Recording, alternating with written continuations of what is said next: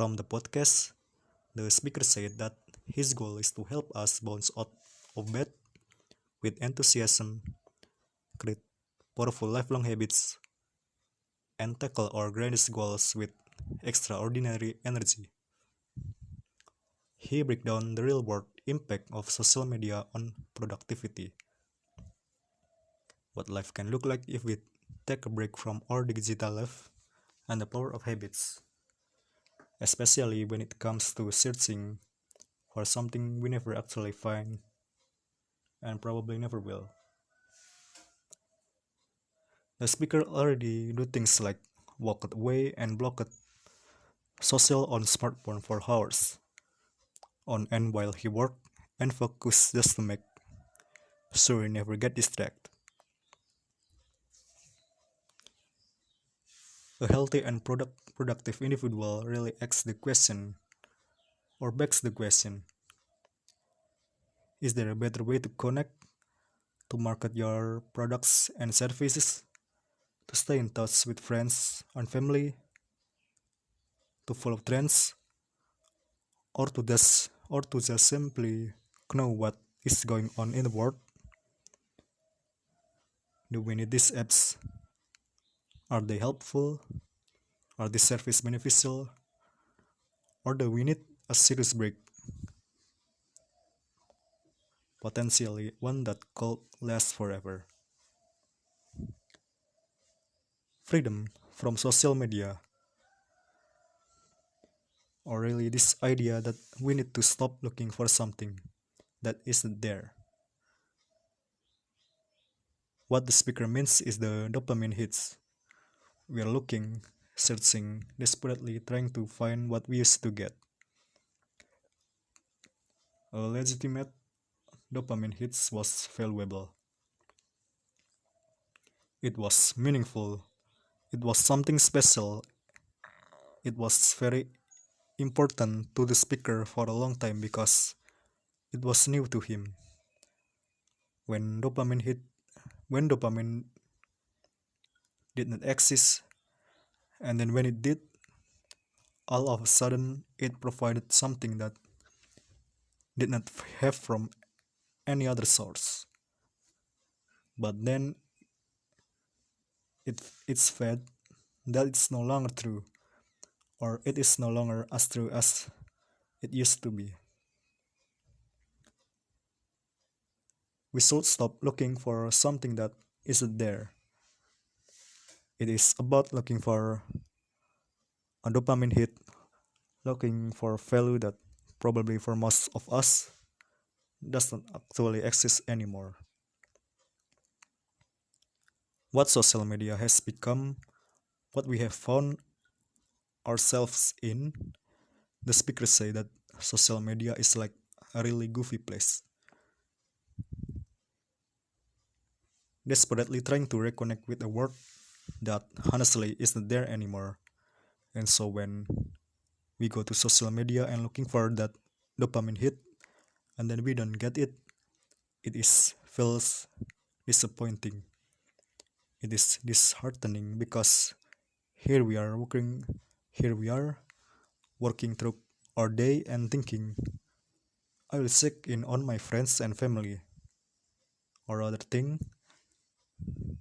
That is not really what happens. Yes, we can do get updates from internet. Yes, we can stay connected.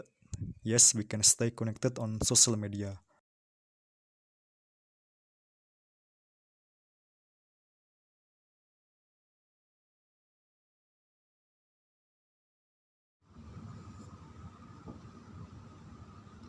From the podcast, the speaker said, what I know of the internet, what I know of my phone especially, is that this is a device that I use to check in on this application to see what happening to post left update.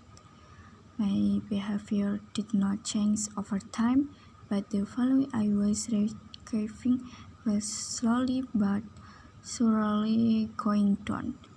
The need to go to check on social media to see who likes our post, who comment, right, that the dopamine hit, that the thing we want when we post on social. The draw in is then to go back and see who saw it, how many like, how many follow, how many click, how many view. That an addiction. And that's a thing that we stop posting. We cut that whole thing off. If we are not adjusting, then we don't have to go back to see what the adjustment is or wait for that thing on your phone or the letter. There is number to pop up on your application. We don't have to wait for that to happen because it's not going to be there because you did not initiate it to Beijing where the speaker said that he did not encouraging her that everyone should quit social and stop posting things, but the digital age and the internet have proved that checks for all of us to have public persona don't that even the right word. We can have a public persona and we can also have our private life and something stock thing can cause. Speaker said his experience like to actually delete your account from a certain application that knowledge provide the value you took that it did for you to simply ask the question, who am I without social? Like I said before. I had that deep where I felt the loss of social, but then the rabbit took place. This rabbit of me as I use the term privacy right me as a person who choose alone. If I go for a hike in the woods and my phone not with me, I choose my be myself, living my life, and I don't have to take a snapshot of me with a squirrel and put tag that on Instagram. I've done that before, by the way. So taking off my point, right? Like we have test to life, test personal life that are valuable and meaningful, and that's really all we have.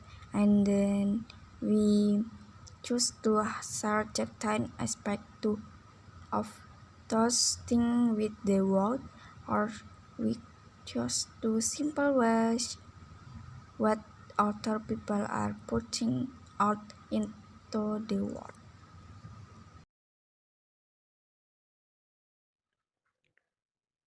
Social media may have meant something to us, to our business, to our real world relationship and real world connection.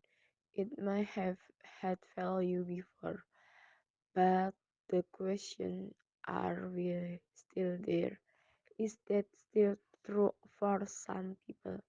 When we ask that question about being healthy for ourselves, physically healthy, mentally healthy, and productively healthy, the speaker don't think that social media plays a healthy role in most of the conversation, right? We have a health first approach to productivity. That is a mantra that we have been really beating down in the soul for years now, because that the speaker meant from his personal experience of panic attacks and surgeries and chaos. Health first approach is extraordinarily important, but one aspect of that we never really discuss is mental health. Physical health, yes, fitness, diet, nutrition, productive health, like having ways to block distraction and get to work all good as well. But the mental health aspect of what it means to have that little ping in the back of our brain to say we should be online right now. We should be posting about our life right now. We should be looking good in the mirror today so we can take a picture of ourselves and show the world what I look like today. Or we should be checking other people's card photo or that they post of themselves and their families online and look at their vacation, look at their business, look at their life that are so awesome, and look at little old us who just not making it work. The comparison game is a death trap. It is the worst thing in the world, and we experience that every single day, like any other person who looks at unneeded apps. That we are all vulnerable to these traps that takes place because that what the thing have created. The platform have created this comparison game that is a destructive nightmare for all mental health. So when I discuss this concept of freedom from social media, what I'm really talking about is a personal freedom to make your own decision, set your own boundaries, and decide for yourself what these things are, what they are not, what rule they play, what rule they don't play, and to define for yourself right here and now. Here, here who I would like to be, and here are the couple of steps that I can take to get there.